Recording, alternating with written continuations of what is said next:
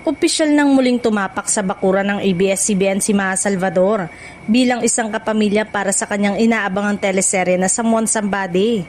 Ang proyekto ay isa sa pinakamalalaking seryeng inilulunsad ng Kapamilya Network at tampok ang powerhouse cast.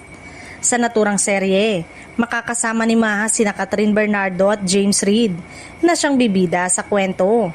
Marami ang na-excite nang lumabas sa mga larawan at updates mula sa set dahil ito ang unang pagkakataong magsasama-sama ang tatlo sa isang teleserye. Mas lalong naging espesyal para sa mga fans ang pagbabalik ni Maha sa ABS-CBN dahil dito siya unang nakilala at sumikat bilang isa sa pinakamahuhusay na aktres ng kanyang henerasyon. Sa paglipas ng mga taon, naging bahagi siya ng iba't ibang matagumpay na teleserye at proyekto ng Kapamilya Network. Bagamat naging freelance artist si Ma sa mga nagdaang taon at nakagawa rin ng mga proyekto sa ibang network, nananatili ang magandang sama niya sa ABS-CBN. Dahil dito, marami ang natuwa sa kanyang muling pakikipagtulungan sa network para sa panibagong teleserye.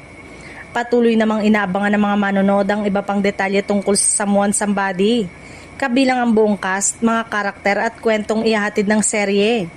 Malaki rin ang inaasahan ng publiko sa tambalan ni Catherine Bernardo at James Reid. Gayon din sa magiging mahalagang papel ni Maha sa storya.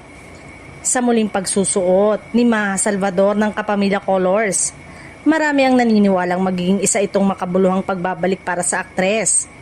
Kasabay nito, lalo pang tumataas ang excitement ng fans na mapanood ang Someone Somebody na inaasang magdadala ng bagong kilig, drama at dekalidad na entertainment sa telebisyon. Dahil bukod sa Someone Somebody, may pasimpleng hint pa na ibinigay si Maha na meron pa siyang upcoming project sa ABS-CBN.